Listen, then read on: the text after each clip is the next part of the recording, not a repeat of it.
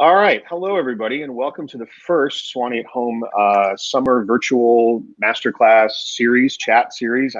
We're still working on the various titles, but this is a chance for us to gather our faculty, guest conductors, both folks that would have been with us this summer and folks that are going to be with us in the future as guest conductors, members of our advisory board, alumni. We're just gathering different groups together to talk about both professional development things, interesting items that would be useful for people in their professional careers as chamber musicians, collegiate performers, orchestra players, and some other great stuff we're doing too. So wonderful to have all of you with us that are watching us on our Facebook page and our YouTube channel. My name is John Kilkenny. I'm the director of the Sewanee Music Festival, and I have some great colleagues and friends here with me who are going to just now take a moment to introduce themselves and tell you a little bit about who they are and where they play. Today's discussion is going to be focused on a life and career in a symphony orchestra, and hopefully give us a chance to drill into some areas that might not be as normally discussed. We'll say it that way. We'll be very friendly about it all, and it's a family chat, but to get some behind the scenes information, both about what it means to play in an orchestra full time, the tenure process, the resume process, but also for Josh, certainly, who's here with us, what it means to be a regularly engaged extra musician, and for all of us to talk a little bit about that, because I think each one of the faculty in this discussion have had pretty significant experiences, not just playing in their own orchestra, but working as extra musicians and as regularly engaged performers in other groups. So enough about me. I'm just going to go across based on who I see on my screen here. So Peter, could you take a moment and say hi? Okay, hello, I'm Peter Bond. I'm the third trumpet player with the Metropolitan Opera. Actually, I'm just finishing my career. I'm retiring this year, but I've been there for 28 years. For 5 years before that, I was principal trumpet in the New Mexico Symphony in Albuquerque. And for 7 years prior to that, I was a freelance musician in Atlanta, playing everything under the sun. So, and before that, I was a road musician with the circus, and it gets seedier and seedier the further you go back. Okay, so we're going to go back to the circus thing. There we go. But, yeah. All right, okay. Philippe. Thanks, Peter. Philippe. Hi, my name is Philippe Chow, and I'm a violist with the Kennedy Center Opera House Orchestra. I just finished my 22nd season there, and before that, I was the assistant principal violist with the Virginia Symphony. Great. Jessica. Hi, I'm Jessica Fand, and I'm also a violinist at Kennedy Center Opera House Orchestra for, I think I just finished my 18th season there. And prior to that, I was a proud member of United States Air Force Strings. I was there for 4 years. And it's a different kind of career. So I've had a taste of both as a musician in the military, as well as being a private citizen. So and before that, I was just doing my schooling. Great. Josh, say hi to everybody. Hi, everyone. I'm Josh Bynum. I'm the trombone professor at the University of Georgia. I just wrapped up my 10th year there. And since 2011, I've been a first call substitute with the trombone section of the Atlanta Symphony Orchestra. So a little bit later, we're going to talk about what it's like to be an extra musician, a regularly engaged musician with an orchestra, both from that perspective, from the perspective that Josh has with Atlanta and mine with a couple different groups here in Washington, but also my other colleagues on here who, in addition to the jobs that they have in their orchestras, participate in other orchestras in different ways. I also want to mention that Sheldon Person was supposed to be joining us today. Unfortunately, Sheldon's portion of the program is sponsored by Comcast Infinity, which means he's going to be running a little bit late. He's having some technical issues that are not his fault and not our fault. So if you see me occasionally looking away, it's not that I'm not interested. It's just I'm watching my device here to know when Sheldon's tech support person is going to have him up and running again. So we look forward to having Sheldon with us. All right, I'm going to take Josh. Say goodbye, Josh, and we'll be back in a minute. I'm going to put Josh in a timeout. And we're going to chat now just about some of the things related to a life and a career in a symphony orchestra. And so I'm going to put this question out to the three of you and whoever wants to chime in first with it. But if you could talk a little bit about the journey to your job, maybe what you did before in terms of your preparation, previous performance experiences, and then in the audition process itself for the position you have, what was that like? How many rounds did you play? What was that audition experience like? And I don't know, Philippe, do you want to kind of take a swing at this first? Sure. I'll talk a little bit, sort of generally, about both of the auditions that both of the jobs that I had.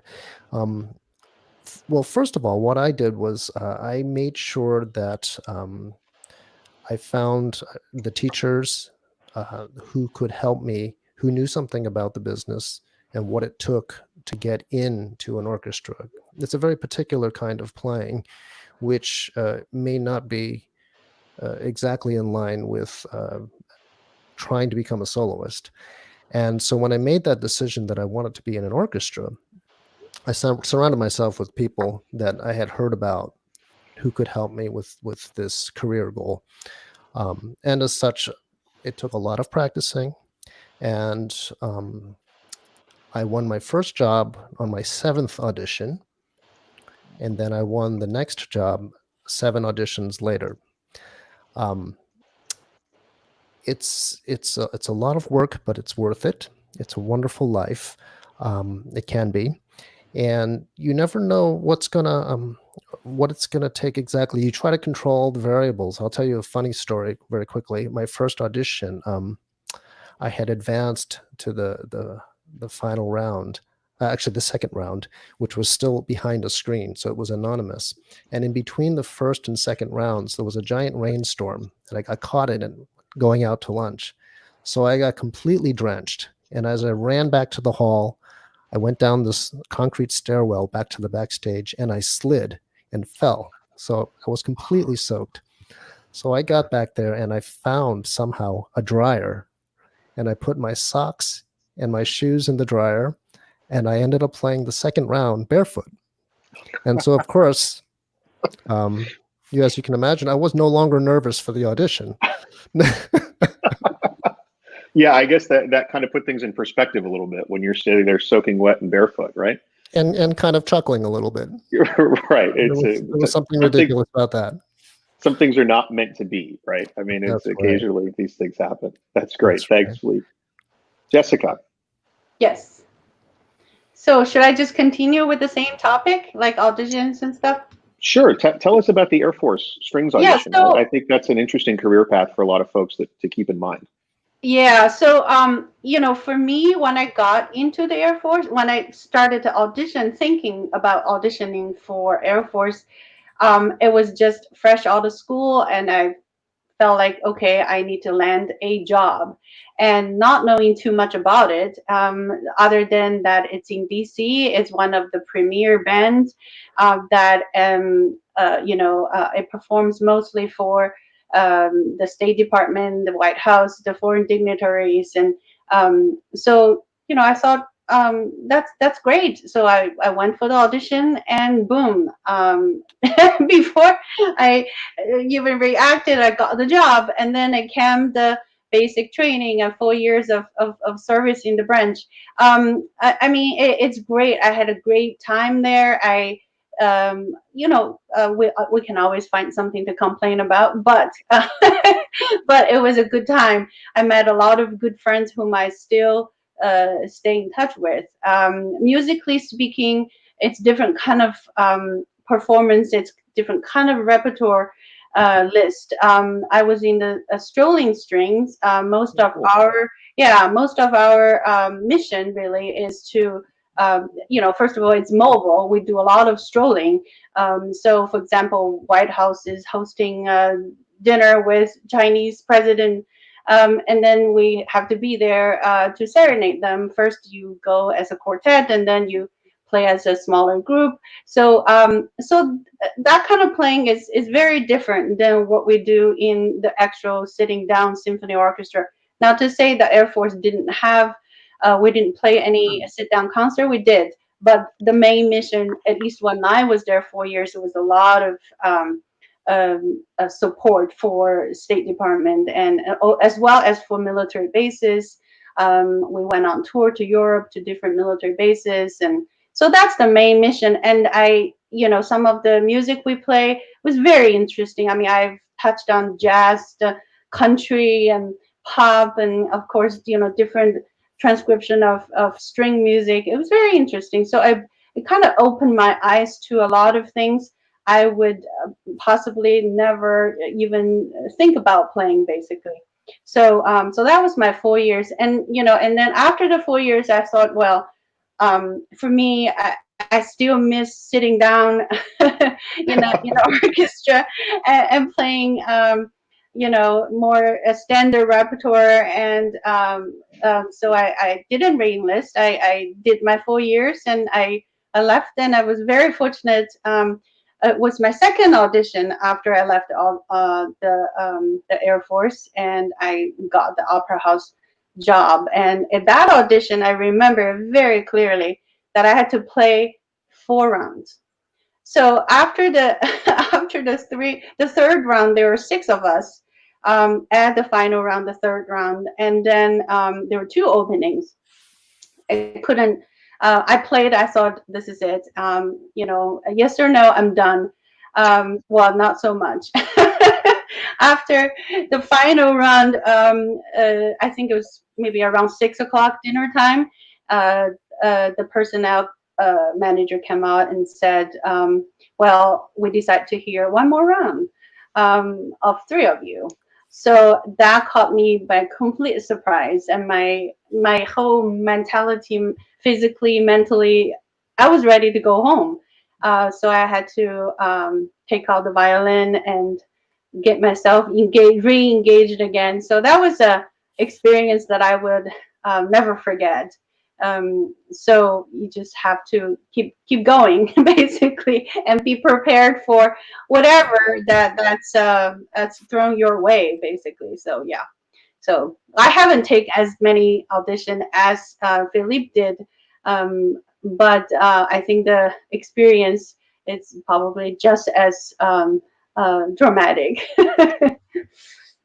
Peter, Jessica, thank you. And I just made a note. I want to come back to that idea of the personnel managers and the committees asking for things that maybe we didn't expect to be asked, right? Because I think, we all, as students and as people who are younger in the process, and maybe younger is not the right word, but earlier in the audition process, career-wise, they hear like, okay, prelim, semifinals, finals, I get the job, right? And the reality is there's a myriad of different ways that orchestras handle rounds, and whether they could ask for another round, or, I mean, I have horror stories that have come up from folks that had to stick around all day thinking that they were going to play a round and then be told that they weren't going to play around.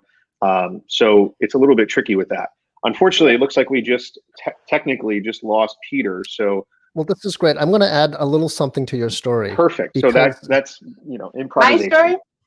Well, because Jessica and I are in the same orchestra. Yep. Yeah. And we auditioned at around the same time. But I have a story. My audition there was completely the opposite of yours, because we had an opening that was advertised, and then we were notified there were 2 openings, and then when we got there were 3 openings, which was suddenly your odds have increased exponentially. And when we got to the second round, there were just 6 of us left, but it had taken all day, and we all had expected, okay, one more round and then we're going to be done. And it turned out that we kept waiting because the committee had to keep discussing. For some reason, they couldn't decide. And about an hour later, the personnel manager came in and dismissed one of us without us having played again. So suddenly there were 5 of us, and we had just played this. We had played the semifinal round about an hour earlier, and then we waited some more. And it was coming around dinner time, around 6 o'clock, just like you.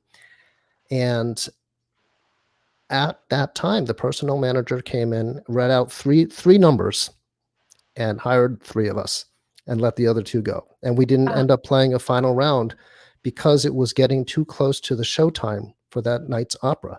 And the committee was, I guess, didn't want to become exhausted with hearing another round and having to decide. So they just made that decision after 2 rounds. So completely opposite from you. Wow. Strange things can happen. Yeah, And yeah. So much of it's out of your control. You just really mentally have to be prepared for whatever that's coming your way, really. And well, and I wonder. Yeah. Yes, go ahead. No, go. I want you to talk about that mental preparation and being ready for what the unexpected, because that's such a huge part of the process. Right. So, well, as we prepare for auditions, you know, it's a lot of detail work. It's a lot of hours. It's a lot of playing for people, and one of the things we try to do is to eliminate the variables so that we're in as much control as we can be when we're in that audition room for maybe 3 minutes or 4 minutes, whatever time you have. And I'd like to think that we have a pretty good idea of where we are in our preparation and how we played. But the truth is, you don't really ever know what the committee is actually going to hear, particularly because in our orchestra, each round is behind a screen, so you're always anonymous. And I'll tell you, for the Kennedy Center Opera House audition for myself, I was convinced that after the first round, I was going home. I thought to myself, I wouldn't hire playing like that. And so I went to what they called the quiet room to await my fate, and was very surprised that my number had come up and that I had advanced. Just to say that you don't really ever know what somebody else is hearing. If they're having a good day, maybe they just heard a good joke, or somebody brought in a box of donuts. It's hard to know. So you control what you can, and then the rest of it is out of your control. I had an audition experience once, and then we're going to go to Peter, where we were playing the committee. It was a weird setup. They were split in rooms. So there would be one person playing the audition, and the committee was in there, and then the committee would get up and walk into the next room, into a connecting room where there was another person ready to play the audition, just to keep the audition going, which was weird to hear everybody walk into the room while you're behind the screen. Like, I never experienced that. So that kind of got me out of my game a little bit. And then I reset and kind of resettled.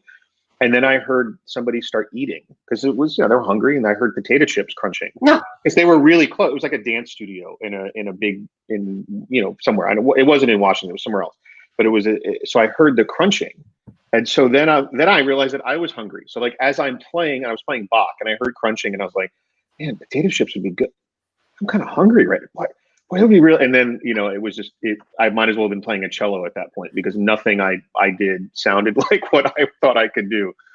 So yeah, I think anybody that takes auditions, and we'll talk about this more on Wednesday when we talk about university interviews and college auditions and professional auditions for university positions. In some ways, that's even more rampant in that world of being surprised about things, and committees trying to throw things at people to make you nervous or screw you up. So anyway, Peter, we lost you there for a sec because of some tech stuff, but we got you back. So Peter, let's go over to you and share your story with us, if you would. Okay. My background is, I didn't go to any fancy conservatories. My background was, I was a kind of a commercial player. I grew up in bugle corps and did big band jazz and stuff like that. And you're on the road with the circus, not the circus, a circus. And basically was a dysfunctional player, became broken down and quit playing, and washed up in Atlanta, somehow got an assistantship, and I didn't know any of the faculty. There were 6 people listed at Georgia State University as teaching the trumpet, and I didn't know any of them. And this guy was the principal in the symphony. So I said, I'll study with him. He must be good. Well, he turned out to be a very good teacher for me, but also he was the most powerful contractor in town. So I looked like some kind of political genius to anybody else in town, because I was instantly in the work. I was getting all the best jobs. And if I messed up on the job, I was getting a second shot.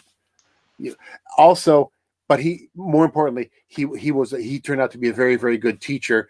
And we kind of rebuilt me, as a musician, and he helped me start a successful freelance career. And I became the first call with the Atlanta Symphony, for which they had an audition. And actually, I served a year as third trumpet when one of their men was out with hepatitis. But I played everything under the sun in Atlanta and had a successful career. And then when my very first orchestra audition, I applied for was New Mexico Symphony, and I did have these experiences. I could say play with the Atlanta Symphony, you know, blah blah. I was principal trumpet with the Atlanta Ballet. I was able to show some kind of experience, and on the strength of that, I was invited, much to my surprise. And then I went, and as far as audition stories are concerned, I was the first person to play at 8 o'clock in the morning, and I was still playing at 12:30 that night. They had that many rounds, and it was a nightmare. And at the end, they still couldn't make up their mind, and there were two of us, and I had to come back and play a series of concerts. But so that was a very onerous thing, and it always seems like the smaller the orchestra, the more difficult the audition is, and the bigger the orchestra, they sort of know what they're doing, you know, and that's a unfair generalization, but it's been my case in a number. So I was there for 5 years, and of course, not having, I felt very, I felt like I didn't deserve the job because I didn't go to Eastman or Juilliard or any of these places, and I had these huge gaps in my training. So I learned from my colleagues, and I would travel to Chicago and study with Chicago Symphony men I call it studying on an outpatient basis to try to make up, you know, for some of those, you know, things that were missing. So I had some huge gaps in my training, and I knew that, and I tried to address that even as I was doing the job. And I took, I don't know, after that, I had a long situation with the New York Philharmonic. I went for the associate principal job, and I think I flew out 5 times for that gig. And I was like one of 2 guys standing over and over and over again. And finally they had 2 of us, you know, and they would now go away. And then he said, well, can you come back? And then, you know, and finally I played 2 weeks with the orchestra with another guy. So I would play principal, he would play principal, and then Phil Smith would play. And we did a couple weeks like that. And in the end, I wasn't the guy, and they cut me loose. But it was a very interesting, you know, learning experience. And then a year later, I got lucky with the Metropolitan Opera. My orchestra in New Mexico was going belly up at the time. They had stopped paying everybody, and they were starting to go down the tubes financially. I had no interest in playing in an opera orchestra. I didn't know any operas. I didn't know the repertoire. I knew nothing. And all I wrote, you know, I wrote to them, and they sent me all the music, and I went to the university library, and I listened to these pieces and just learned them, and learned, you know, as we have opera people here, opera is full of very strange conventions. Nothing is played exactly as it's written, or almost nothing. And so if you've learned these things, I think that gave me a little bit of a leg up. I practiced very hard, of course, but also I knew these little weird things, like in Aida, there's a little trumpet duet underneath an aria, and you're going, and it goes on and on and on. But what you don't know, if you haven't listened to it, is at a point because the singer takes some extra time. It's not in the music. It's the dumbest thing. It's just weird as all get out. But if you do it, the committee goes, this guy knows Aida, you know, and there's a lot of dumb little things like that. So I did get lucky. I was hired, and everything was behind a screen. They sent me the exact excerpts. They just didn't say, learn this opera, learn that opera. They sent me the exact music, which is now seems to be, that's pretty much the case with auditions everywhere now. So that there's, I remember at the Philharmonic, they happened to use a different version of Mahler 5 than was commonly available, and it had like 5 extra notes in this trumpet solo, and guys went crazy. They're like, "What are you doing?" And they got all kinds of complaints about this, you know. And it's just, and the Philharmonic people go, "This is the one we always play." You know, it was like some Universal Peters edition that no one else used, and it has like 5 extra notes where normally it's the viola trumpet duet, and the trumpet just plays 5 extra notes. Of course, guys are like they practiced it, and all of a sudden they're out of air, and they go, "Holy crap! There's more music here!" And it kind of, nowadays the orchestras are sending out the exact excerpts they want to hear to kind of avoid that kind of complaining. So, but the Met, and I've sat on a number of auditions now from, on the other side of the screen. The screen stays up until the very end, and we don't know who we've hired until we've offered them the job. And then it's like meet number 16 or number 32 or whatever. And I think that's the only fair way to do it. I will say that the problems that I had at the Philharmonic had not gone away when my personal playing problems.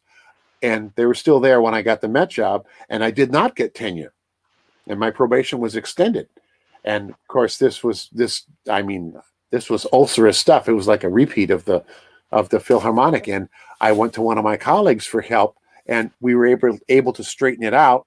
And and actually, that's kind of the basis of my method book that's coming out now. But it was not a smooth.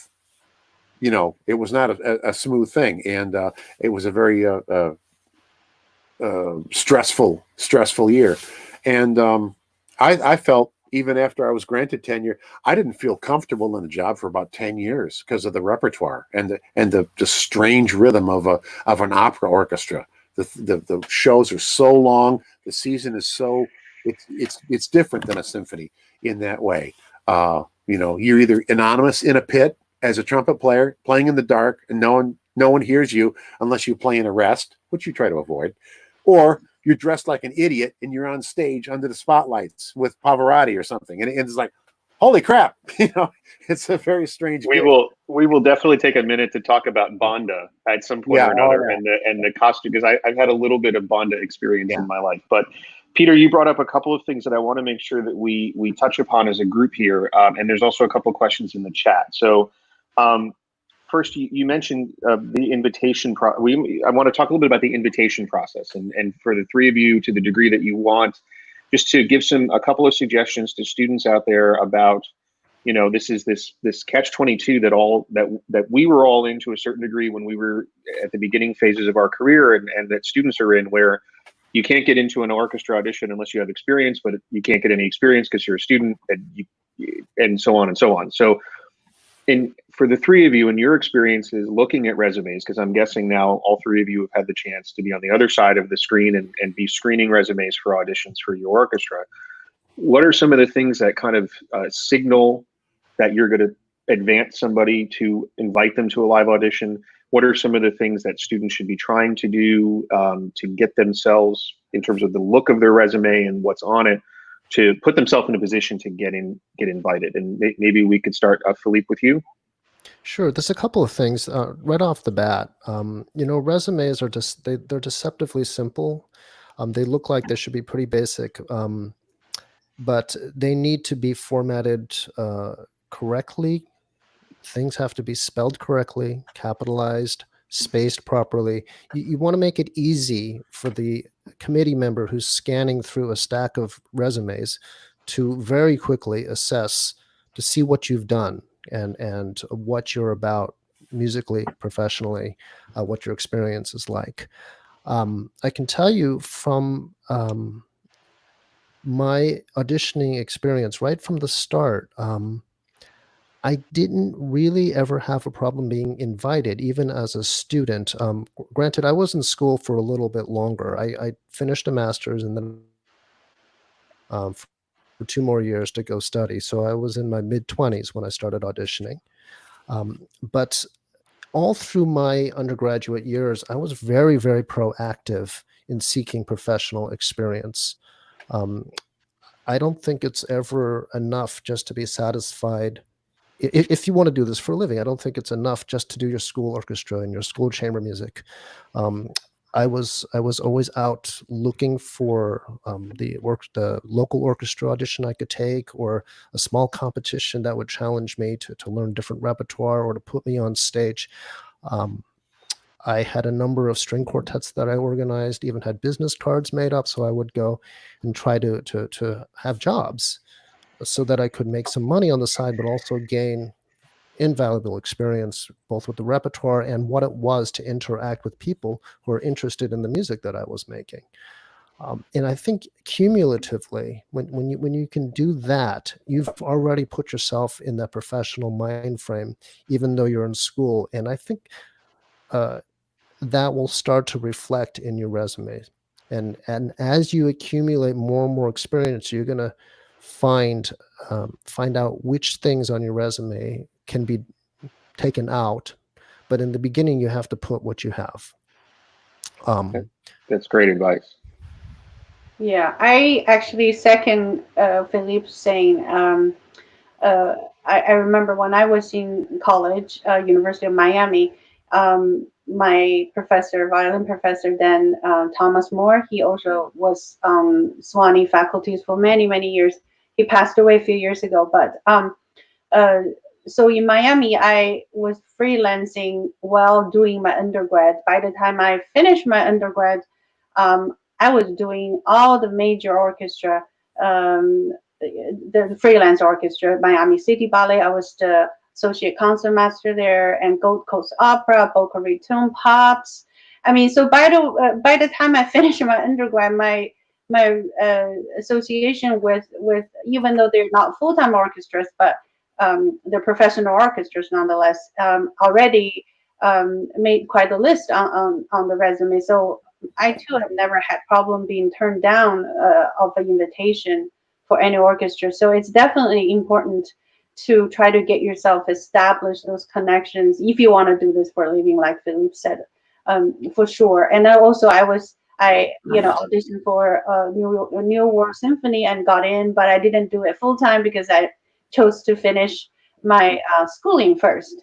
So I mean, there are things you definitely need to be thinking about and prepare for while you're in school. If you want to make this a professional career, you cannot wait until you graduate and then start to think about those things at all. I think that would be, that would be missed opportunities.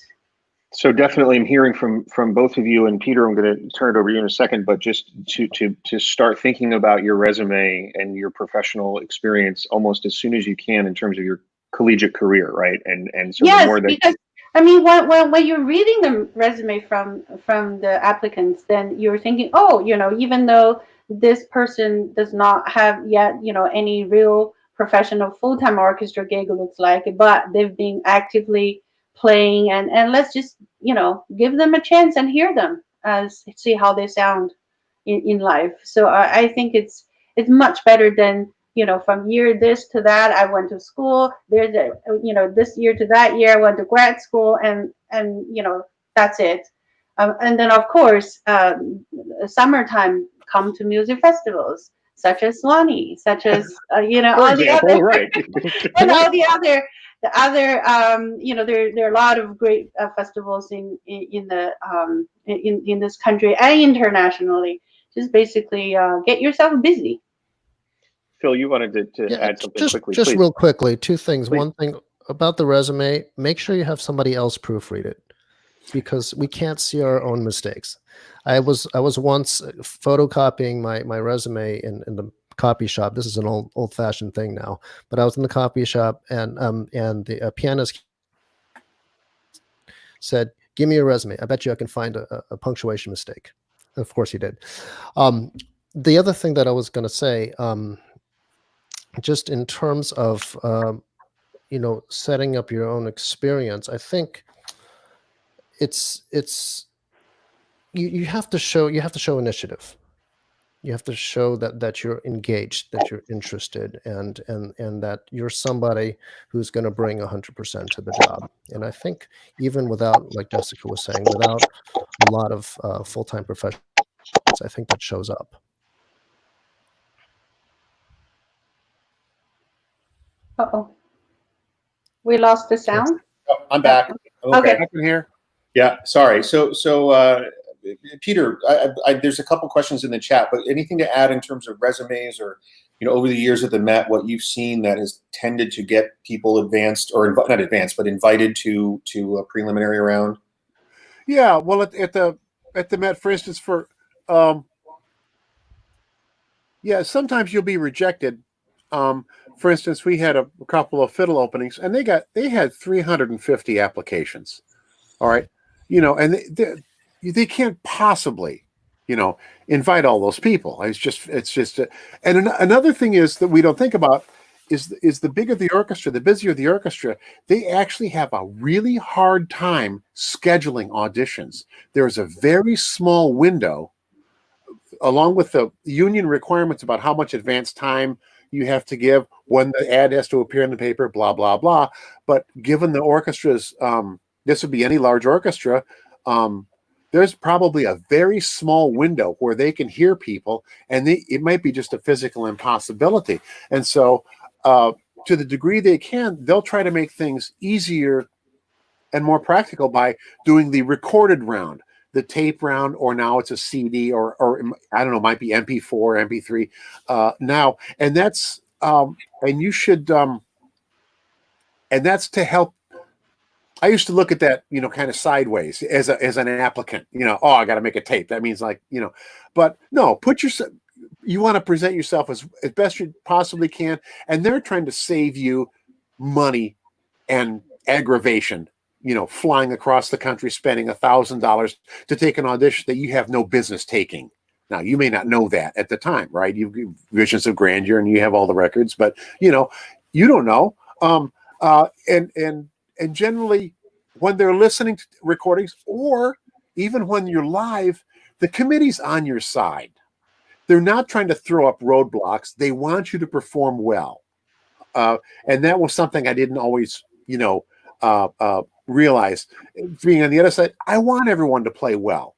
I don't want to hear, somebody crash and burn, or have the worst is somebody having a bad day, but you can tell they're a really fine player, and it's like, what do I do? They're on your side, and that should be kept in mind. I've kind of lost my train of thought here, but as far as resumes. So if you do get rejected, let's say you've sent your recording, you're rejected, and maybe it's just a numbers thing. The last resort is, if your teacher is connected, or you're working with a conductor who knows someone, you can have them intercede on your behalf. That sometimes works if you're a very strong candidate. Let's say you're a killer player, but you're only 18 years old, and you're in school somewhere in Oklahoma or something where there's not a lot of professional, I should have picked Oklahoma. I should have picked someplace else. But anyway, not a lot of professional opportunities, and some teacher can intercede on your behalf, in good faith. I know the chairman of the committee. I know somebody, and if they're a stand-up person and you really have the goods, they can intercede on your behalf, and that can be a help as well. And that's probably one of the things. And then Jessica, and then we've got some questions in the chat that I really want to make sure we get to, and then get Josh in here, because there's a whole other thing to talk about. But when you have someone, if you're going to have someone intercede or ask for that, of course, the bigger your network is, the better situated you are to do that, right? Especially, my teacher in grad school was Alan Abel, and Alan taught a lot of percussionists, right? And so he had a lot of students taking auditions, and so he couldn't possibly call on behalf of the 10 students that he needed to get into a specific audition, right? He couldn't say they're all great, you need to let them all in. And so for us that were working with him, if we had other people of similar type of caliber in the field, that was helpful to be able to utilize those resources. Jessica, I didn't mean to interrupt you, please. Oh, no. I was just saying that before we started this live chat, we were talking about in different union locals that the rules might be different. If you're a member of the local union, it's worth checking out. If you're turned down from your invitation to the audition, B, that you feel really strongly about your playing and you feel like you really deserve a fair chance, then definitely check with your local union to see, if you're a member of the union, is the orchestra, the said orchestra, they're basically obligated to invite you as a member of the union. It's definitely worth checking out if you feel very strongly about your playing, like you deserve to be heard. Can I say something here? Please, yeah, absolutely. Just going back to Peter's point, and actually Jessica's, and this is a little bit of a plug for summer music festivals.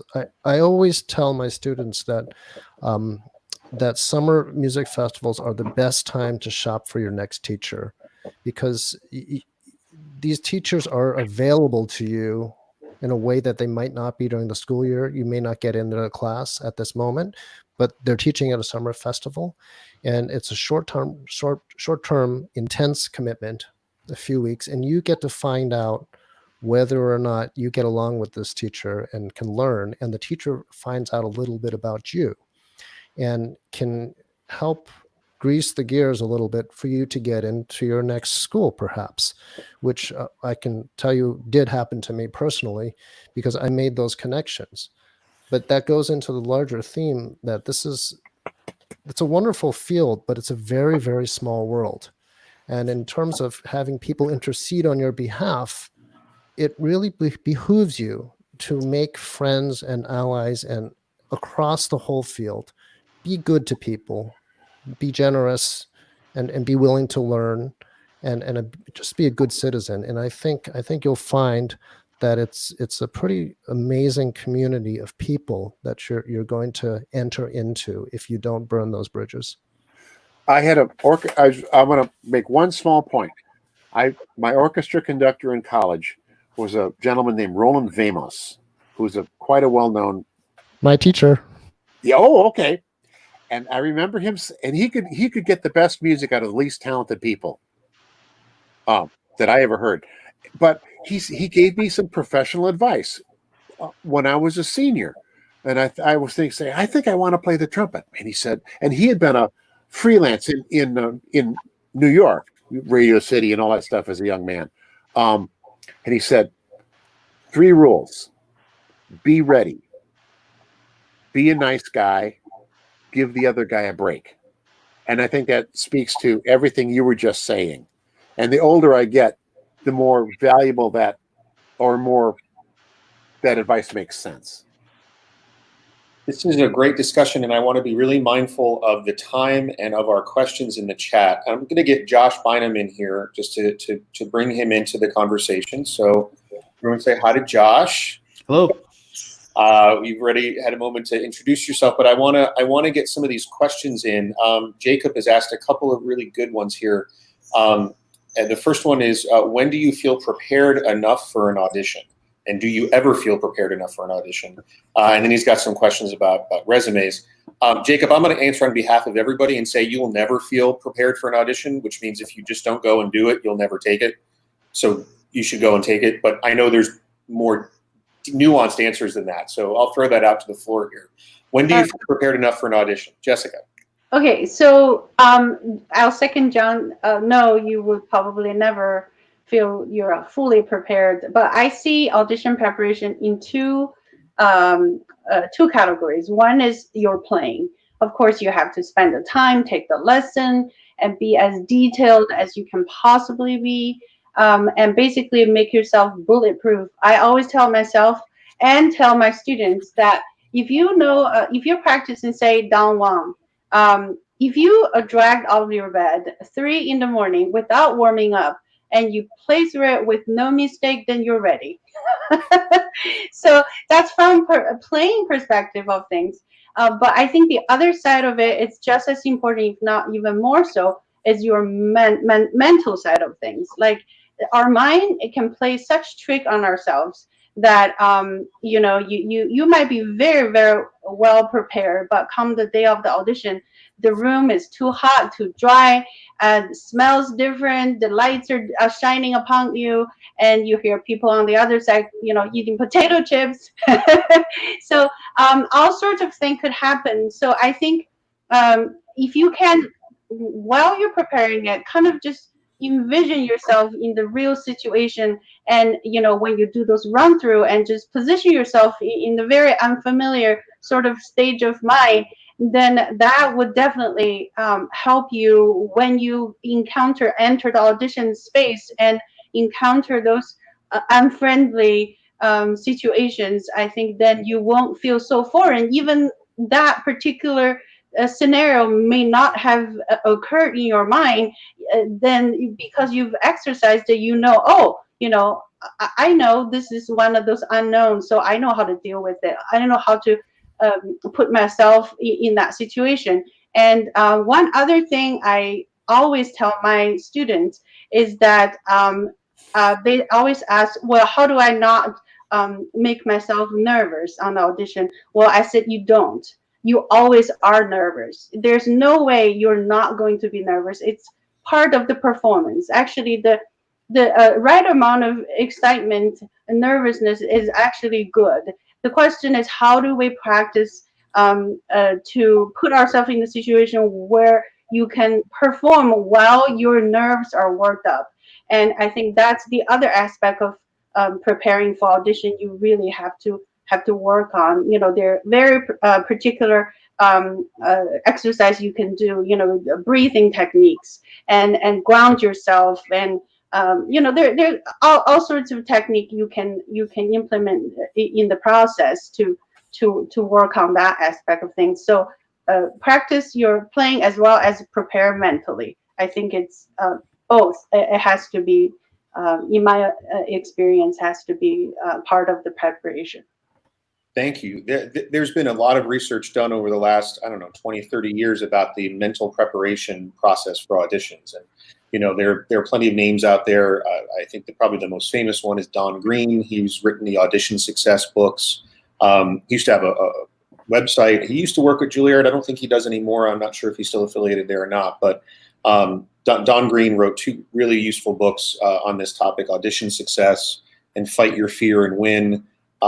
He was an Olympic athlete coach for many years, and now he works with artists. So for those of you watching, if you're interested more in this is a whole other class on performance anxiety and working through that, which I think is a super valuable discussion to have. But I would just offer to start with the Don Green books, and then there's the Audition Hacker sites and some other places you can go. There's a lot of resources now where you can access this. We've talked a lot about resumes, and I don't want to move away from the topic without just getting to this last question. I'm going to kind of combine the 2 questions here into one. Briefly, and maybe Philippe, if I could ask you to answer this one just for everybody, what are the categories you have on a student's resume? Like, how do you divide up all the different experiences?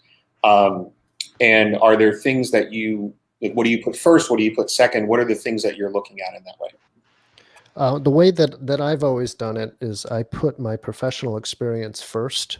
I put it in reverse chronological order, so the most current thing is on the top, and I make sure that there's a space between the date and the item, so that the eye can track it very easily. That I might put, I don't know, 8 or 10 items if it's possible. After that, I might put my schooling, or I might put awards won, competitions won, perhaps, and then perhaps the schooling. So I would put the degree that I have, then the school, and then the year, again in reverse chronological order. And the last thing I always had is I had my teachers, my main mentors, the people that I actually studied with. If I went to a week-long masterclass with somebody, I'll put that down, and I'll make sure that it was indicated as a masterclass and that I wasn't there for a degree, for instance.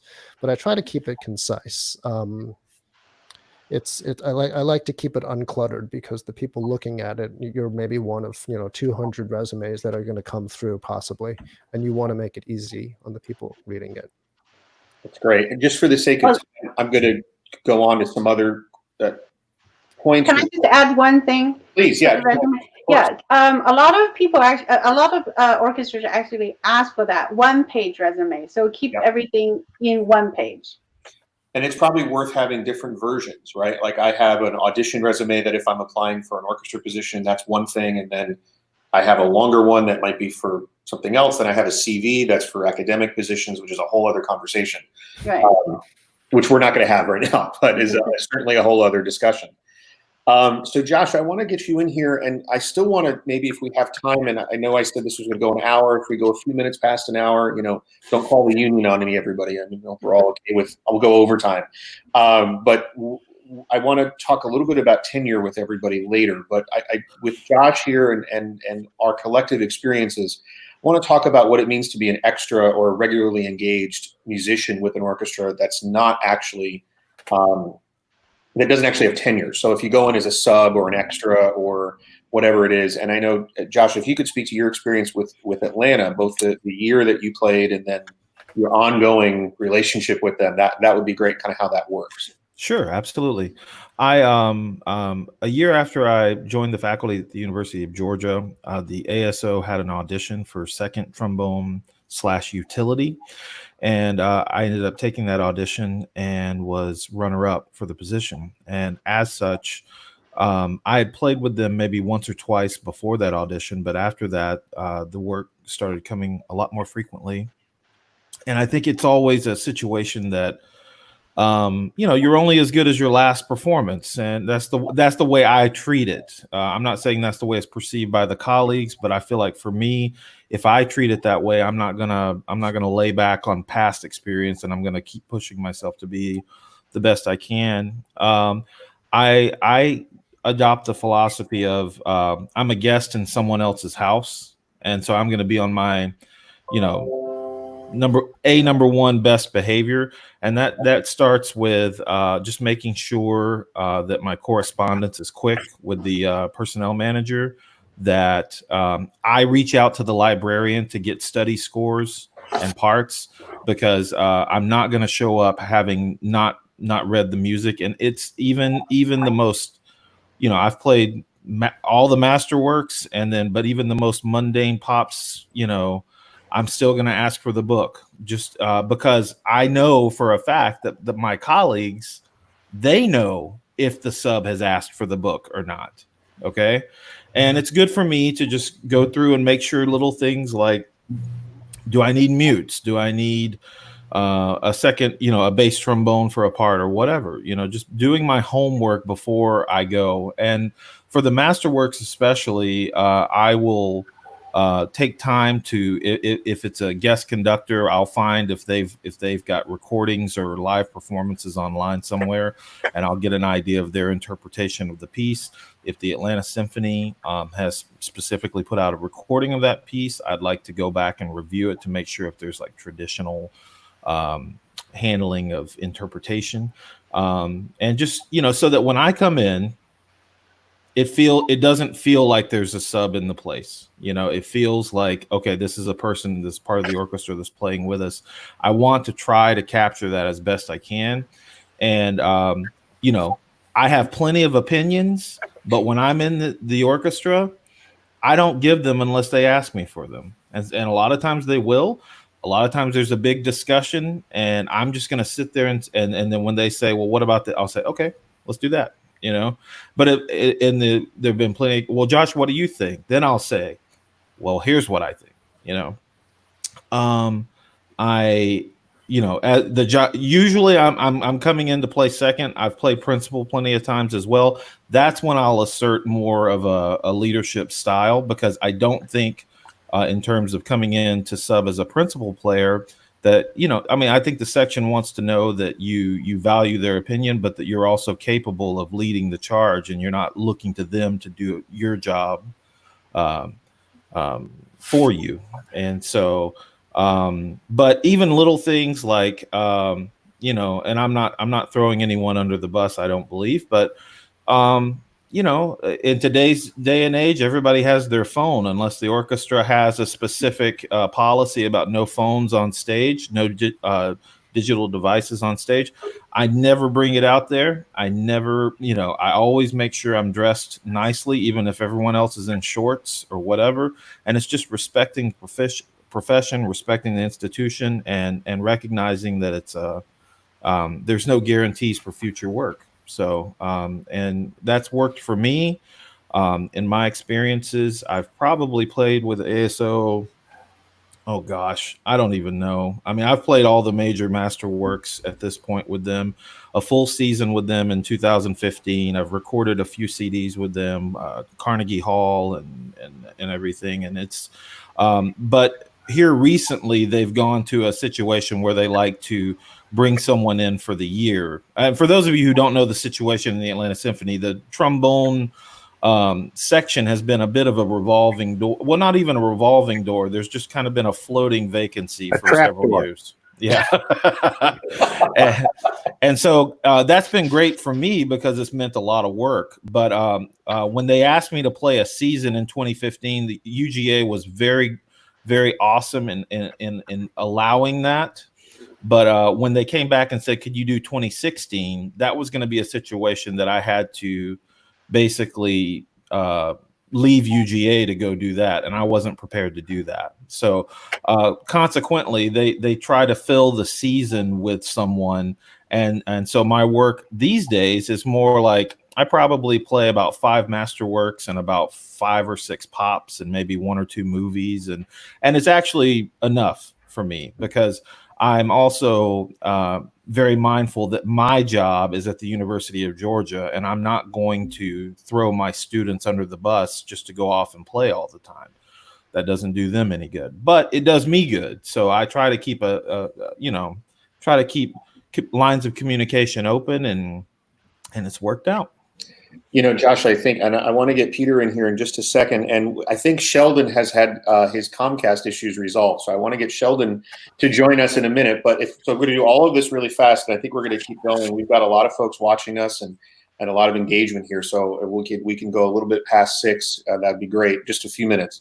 I think everything you said is a great point, and I want to underscore a couple of things in my own experience playing extra with tenured orchestras, and I think there's a difference between playing in a freelance group, not a difference of quality, but a difference in sort of how you engage than when you go in as an extra player or a substitute player to a tenured orchestra. That their behavior and their attitude towards things should not be reflected in your own behavior. So if somebody's sitting in the orchestra, absolutely reading a newspaper, and I criticize nobody for this because I engaged, my full-time job is at George Mason University and then with Sewanee, right? So I engage very differently as a full-time person at Mason than I do when I go in to play as an extra. I might even dress more casually in my full-time job in some cases. But if I see somebody with the newspaper out or somebody on their phone, I don't do any of that. I don't bring any technology into the pit when I'm with the orchestra that Jessica and Philippe play in. I just don't do it, even if other people are. Because I'm not a tenured, and I always just sort of keep in mind, as fortunate as I am to be such good friends with both Jonathan Rance, who's their timpanist, and John Spiritus, their principal percussionist. Like when we're at work, we're at work, and both of those guys work for me at Mason on our percussion faculty, right? So there, the dynamic is really different. So when we're at Mason, and hey, they're asking me what to do, and then when I go there, I sit in the green couch and I wait to be told what to do, and I do it. So having the ability to do that, and I think the last thing I want to offer to this, because this is something I do, is to say that as comfortable and as friendly and as collegial as you want to be when you go into a tenured orchestra, especially when you're young. I can remember the first time I went in to play with the National Symphony. It was like my 2nd or 3rd month back in DC, and I was fortunate to get asked to go play with them. And I was just out of school. And I was so geeked up and excited, and like it was the biggest orchestra I was going to play at the time. And I tried to get that all out of my system in the car and the parking lot. I was like really excited. And then I went upstairs and I was like, hey, how you doing? Because people are at work. And I think young players, students forget this, that like everyone else is at work. And this might be a transformative moment for your professional career. And this might be like the coolest thing you've ever done. But everybody else is at work. And if you go in there and act like you've never been there before and ask a million questions and what mouthpiece are you using, what sticks do you have, why are you using these drums here, that gets super annoying to people who are just at their job, at their regular gig, right? So I would encourage any students that are going in to play as a substitute or extra musician with any orchestra, but certainly with a tenured orchestra, just to try to act like you've been there a little bit and try not to use it as a chance to learn. Or you might think asking a ton of questions is like a really cool thing and endears you to the players in the orchestra. Most of the time it really doesn't. It just annoys them. Peter, could you take that up real quick? And then I'm going to get Sheldon in here. Well, one thing that came to mind, and several of you mentioned it, about dressing for the job. a lot of people hear with their eyes. Yep. Okay, just be aware of that. I'll say no more than that. But as far as like, in the on the go, I subbed with the Atlanta Symphony a lot. I've subbed elsewhere, but keep your mouth shut. Keep your ears open and keep your mouth shut. A little one really quick piece of advice that I got from Roland Vamos when I was a student and I was subbing with the Minnesota Orchestra. I asked him, what should I do when I first go there? And he says, you want to, for a string player in a section, you want to play in such a way that nobody notices you, but when you're not there, they notice you're not there. And I thought that was a really nice way to split that difference so that you're contributing, but you're not standing out. Right. Well, and if you do have I'm sorry. No, go ahead. If you have a question, ask the section leader. Yes. Don't ask the conductor. No, yeah. Absolutely. You're a substitute. You don't even know who the conductor is. That's you make exactly no. Right. I would say even if you're tenured, don't ask the conductor. Well, just I'll to echo the point about just act like you belong there. I think ultimately what they want, you just want to do the job in such a manner that no one has to worry about you, and also the banter back and forth, just kind of staying on point, but being collegial. There have been a number of times. I mean, you got to know your role. The role of the second trombonist more than anything is to count the rests. Okay. That's what we have to do. And I'm telling you, I can't count the number of times. There's been a lot of shenanigans going on and I'm kind of cutting up, but I'm staying. And then eventually it's like, where are we? And I'm like, oh, we're right here. And they're like, okay, thanks. It's like, you say, yeah. Oh, absolutely. And even little things like just having a pencil, I never get to use my pencil. They're always grabbing it and using it. And then I'm like, hey, can I have that back? Can I get that back? And that kind of, so, I mean, it's mundane, but I think those are the little things that go into the professional column versus the let's not have that person back column, Sheldon, it's so nice to have you with us. I think you're. Hi, everybody. Sorry. Hi, Sheldon. Hi. So you've got a minute, Sheldon, to tell us everything about playing in the Houston Symphony. Go. No, I'm just kidding. It's great to have you with us. Thank you. Tell everyone who's watching a little bit about yourself and your life experience and where you play now and how you got there and all of that. Okay, well, I play in the Houston Symphony now. Gosh, I didn't arrive here until my early 30s. So there was a lot that happened between 18 and when did I start? 32 or 33? Anyway, I was in the Indianapolis Symphony before that. And before that, I spent a lot of time in college, in grad school, between North America and Europe, and back again. And the whole time I was playing a lot of chamber music and recitals, and I didn't really start taking professional auditions until my late 20s. And yeah, so I started in Indianapolis in my late 20s, and now I'm here in Houston, and I've been here for a few years now. That's great. Oh, keep going. Where else would you like me to go? Well, I was actually I didn't mean to interrupt you. I wanted to make sure So we were just collectively about to move in. We're talking about resumes and talking about sort of rounds through auditions and the number of rounds. And I guess, could you tell us, I think we talked a little bit earlier with both the Kennedy Center and at the Met, that their auditions are screened all the way through until they pick a winner of the audition. Could you talk about a little bit of the Houston Symphony process and the screens and all that? Yeah, so my advice is if you send a resume, keep it a page or less for an orchestra audition. Sometimes committees don't look at resumes, but when they do, they give you a stack like that. And so, I mean, you do the math. How long do you have time to look at any resume? So I'm told that in the college world, things are a little different. But in the professional orchestra world, it's really important that you communicate clearly who you are on the first two lines of your resume, because the eyeballs will get 10 to 15 seconds. That's just, I mean, if you've got a stack of 200 papers in your hands, how many minutes are you going to spend on each one? So yeah, And the other thing about resumes is don't try to hide who you are with nonsense. You know, if you're a grad student and you have a career as a graduate student, make sure that your career reflects who you are. Because if you put some mumbo jumbo, it does the opposite effect. You look at the resume and you're like, huh? You're like, oh, it's a grad student. Okay, I get it. Right. So that's okay. It's okay. You can win an audition as a grad student or an undergrad or whatever you want. Just make sure that your resume more or less reflects, you know, more or less who you are. And then as far as the audition itself, well, that's a different thing. Yeah, we have screens. We have screens up until the finals.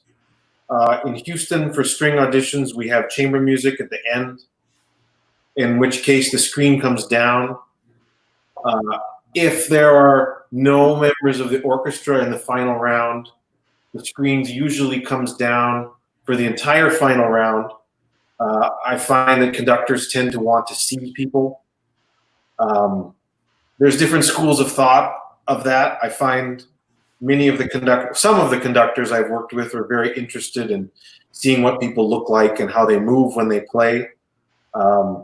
Some people think that's a good thing and some people don't. It varies. Sorry.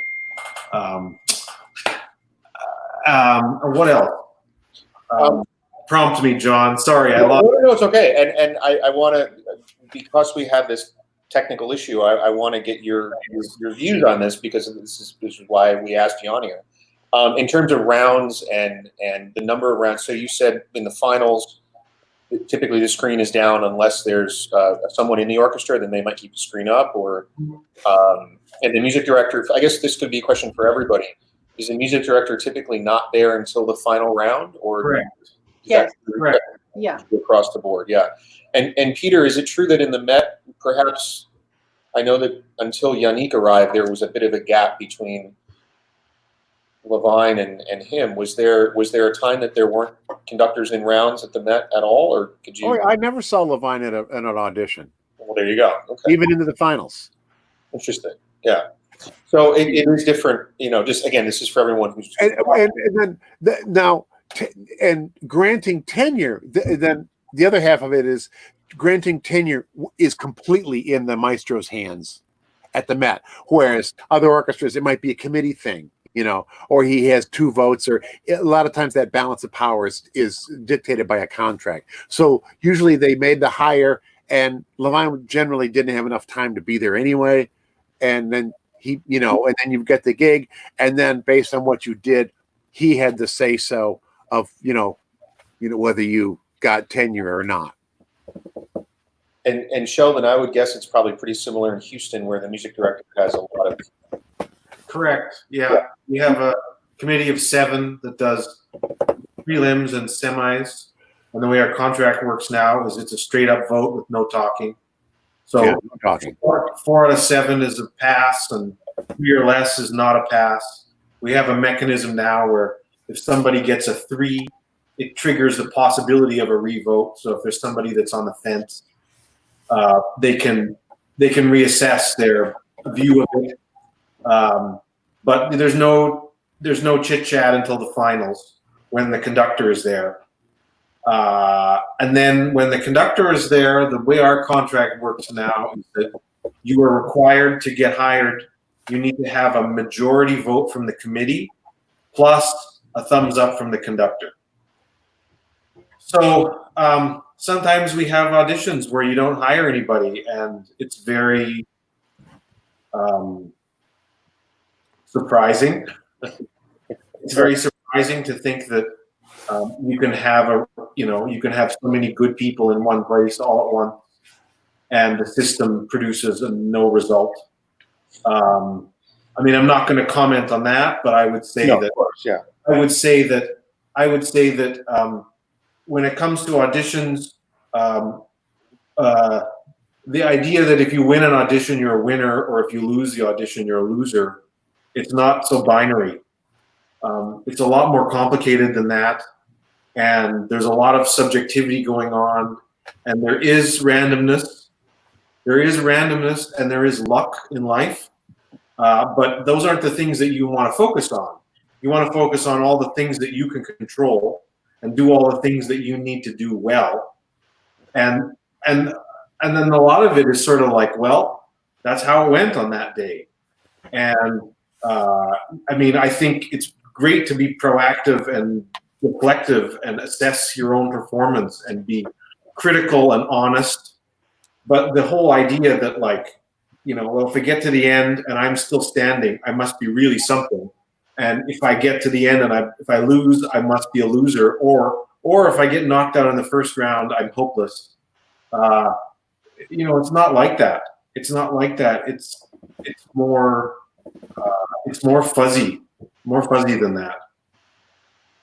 So one of we're already over, and I promise internally, I promised in the chat to wrap up in just a few minutes, and I want to try to honor that. But I wonder if each of you could. I'm going to put 2 questions. You could take either one, and just kind of address it as a wrap up. And I'll say to everyone that's watching, if you've had a question that you wanted to ask that didn't get answered, you could send an email to Sewanee Music Festival. Just go on our website. It's ssmf.sewanee.edu.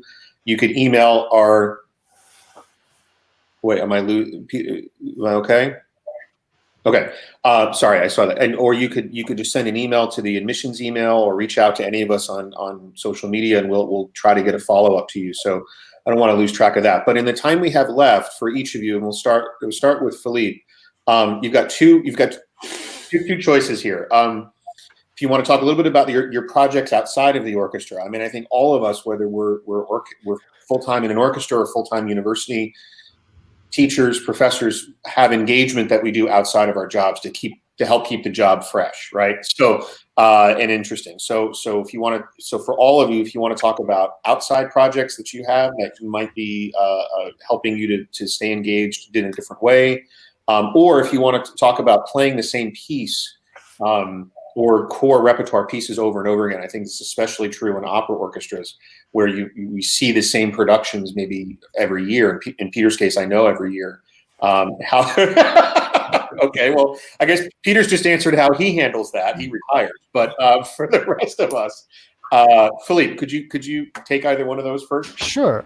Real quickly, I'll just start with the first piece of advice I got from my stand partner. My very first job was, she said, Philippe, the orchestra is not your entire life. You need to get out there and do other things. And so I took that on wholeheartedly. I play quite a bit of chamber music every year. I seek out concerto opportunities. I keep my playing sharp that way. I teach at 3 different universities, and I do sectionals at another. And I work with some youth orchestras in town.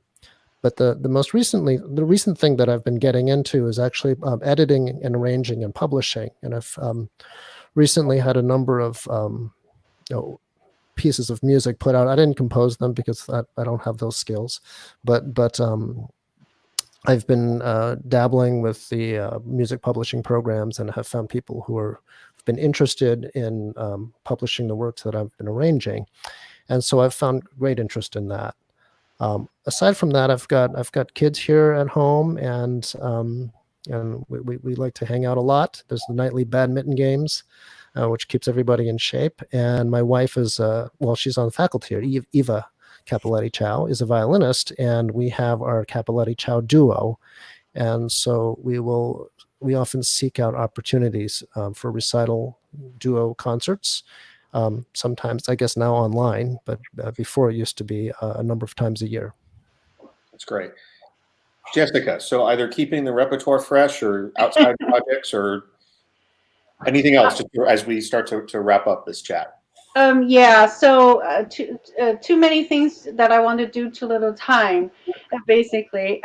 So aside from, I do also chamber music and solo, try to do as much as I can. And I do travel internationally. I go to Asian countries, and I have annual orchestra concerts in China, and as well some recitals and teachings and stuff. So that kept me busy. But my other passion, I really try to do as much as I can is yoga practice.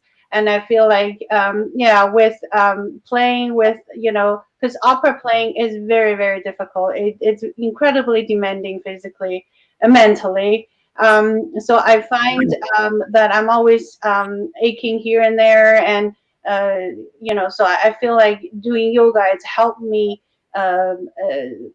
cope with those so much better. And I'm now, I think, more flexible than when I was in my 20s. So I really try to keep that. And then the other passion I have is, since I have kids and we all love eating, I love to cook. So I do quite a bit of that when I have time, which is right now. We're not working from the Kennedy Center is closed. So we're not playing nearly, just about not much at all. So yeah, that's my other passion when I have time. So that's about, and then 2 kids. I saw the food posts the other day on social media, and I realized that we need to get on the calendar for the first socially distanced dinner that we can have. Oh, you got it. And hopefully next year will be in person. Yes, absolutely. So Peter, I'm going to force you to answer the question about keeping the repertoire fresh, because although I know I want you to do what you want with the other part of that, but in all seriousness, having spent, what was it, 28 years in the Met, you saw Carmen a few times, I would guess, right? And Aida, and a myriad of other operas. How did you handle that as a player, and to keep that feeling fresh, or did you not, and just you put your head down and played your job? Well, one of the things that makes it different is who's on stage. So it can become a different, there's Carmen with one person and it's a very long evening, and Carmen with someone else, and it's like, whoa, this is something. And then another game I play, because for a fiddle player or a wind player, opera is incredibly demanding. For a brass player, I'm fighting ennui most of the time, and like sore spots on my rear end. We have very long periods of time in between, so it's a strange challenge. And then of course you play and you have to sound like you're part of the game. So there's that. But the game I play with, let's say bel canto operas, which have dreadfully boring, orchestra parts. Yes, mostly. But I always try to imagine what the first audience, what this sounded like in 1830, in 1820, whatever, or in Mozart's time. And when this music was absolutely revolutionary or just absolutely the rage. And I play a little game. I try to send myself back in time and forget about the Stevie Wonder or the Keb Mo tune I was hearing on the radio on the way in, and kind of do a little time travel and go, okay, I'm back in 18th century Venice or Vienna or whatever. So that's a little game. And then whether you're playing orchestra music or opera, these are masterworks, and they're sophisticated. There are layers upon layers upon layers upon layers. So the more you learn about it, if you can look beyond your own little part, open the score and see what's going on. Listen to what the bass clarinet's doing. The bass clarinet players' parts in Verdi are incredible. So there's always something. If you can get outside your own little world, there's always some very interesting things going on. And in addition to listening to the artistry on the stage, which is an absolute, it's a gold mine. It's like music school. Yeah. If you pay attention, and even if you're not paying attention, it seeps in, right? So the opera orchestras, I think, are much more flexible than a symphony orchestra, and everyone has this. Some of you can attest to this. They have this antenna, and they're listening. Instead of thinking of Beethoven and the stick, we have this extra element, and everybody is just it's like those flocks of birds that kind of all turn together, and no one knows how it works. I think that's how opera orchestras work too.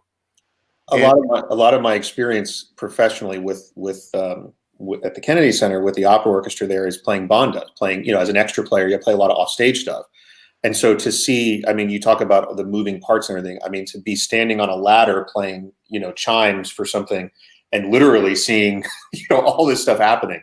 I mean, it's an extraordinary thing as an extra musician with the group to get to watch and see. One of my first years at the Met, we were playing Traviata, some standard repertory. I didn't know the music. I mean, singer jumped a line or did something, and the orchestra went with her. And I went, what happened? I mean, everybody was like, they went, conductor didn't even know it. I mean, he's like, what? Oh, okay. But everybody knew what to do. And it was like a, I don't know, like a 200-piece chamber ensemble, where everybody was really, what's supposed to happen, and they do it. And a lot of it is like it's something you can't write down, and it's something you learn by experience. And it's endlessly fascinating. So, sometimes it's tedious, and it is very hard work. I know the string players fight tendonitis and all kinds of repetitive motion injuries. What tendonitis? Yeah, exactly. Right. I mean, crippling stuff. They have the matinee is Valkyrie, and the night show is Don Giovanni, and it's nonstop playing, nonstop, and that's the end of the week. So it's a different gig depending on, playing your different instruments. It's different for a brass player than it is for a string or a wind player. It's very, very different.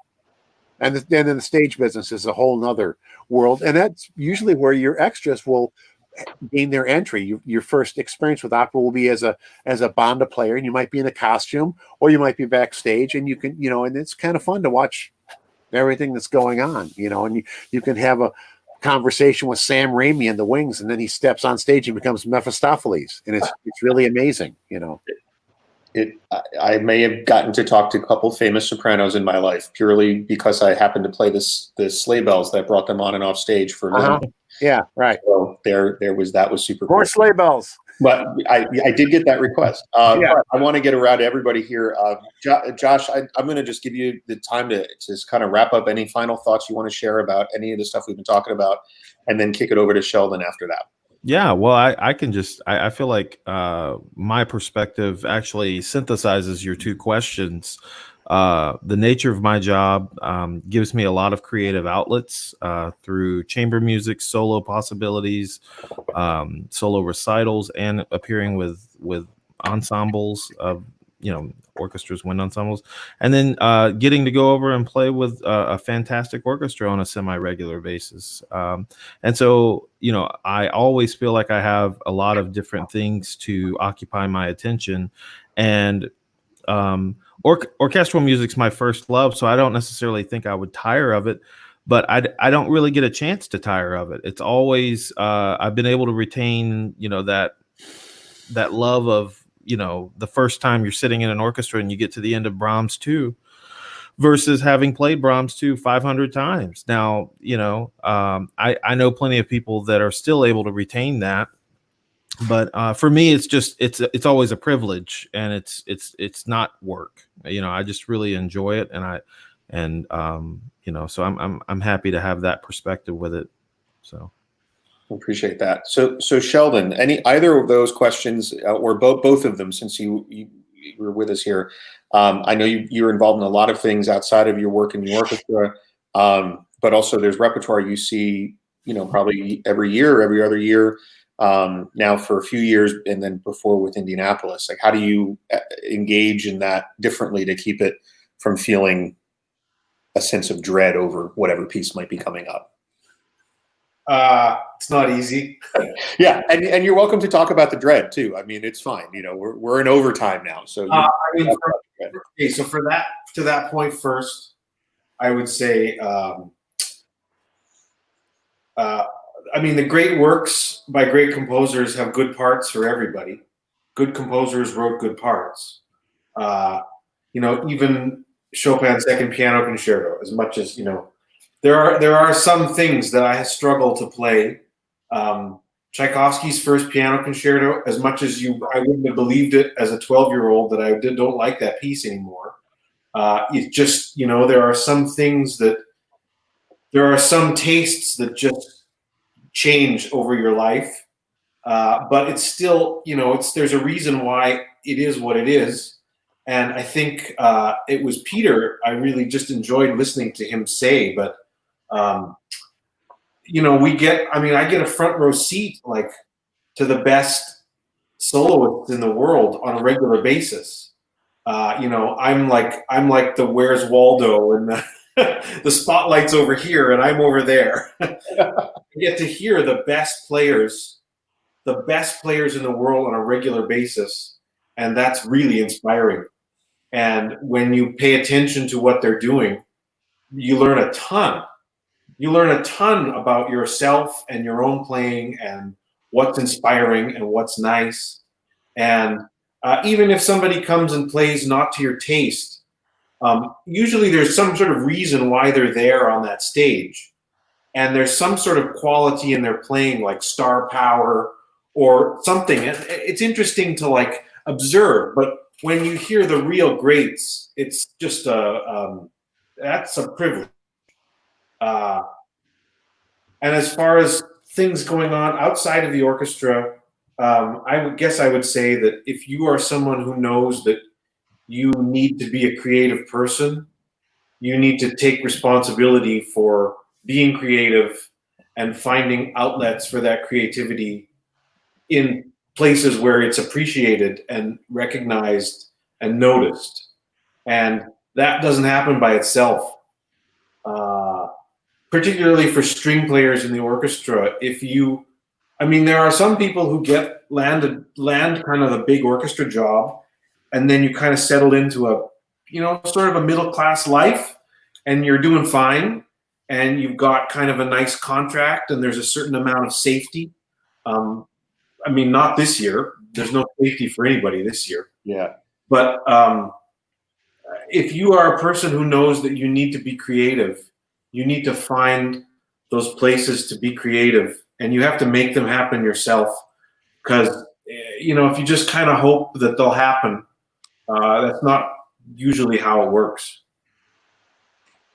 Well, I think, as we wrap up here, I think what you just said about this year is so important that, this is a weird and unprecedented, which is a phrase I'm tired of saying, or a word I'm tired of saying, unprecedented year for all of us, whether, whatever we do, it's been interrupted, and for me, not having played a concert since, February or played or had any kind of engagement, with my university ensemble, or certainly all the great stuff we were to do this summer.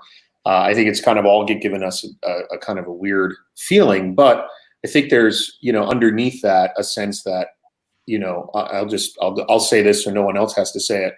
At no point have I seen anybody post on any social media platform how much they miss standardized testing. I haven't seen anybody post how much they miss going to endless meetings. But I've seen hundreds, and I'm sure all of us have seen hundreds of posts and talked to people about how much they miss live music and concerts and engagement with people and in that way. And so I know we'll be back together again, and we'll be back in Sewanee, and you all will be back in your orchestras and your university programs, and that will be coming. And until then, we could just keep ourselves engaged, practicing and doing discussions like this, which I'm so grateful to all of you for your willingness to join us and give of your time and effort to share these ideas.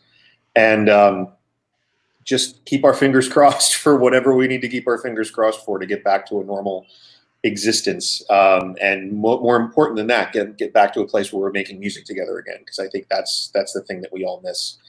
That, and perhaps going to dinner at a restaurant. I miss that too.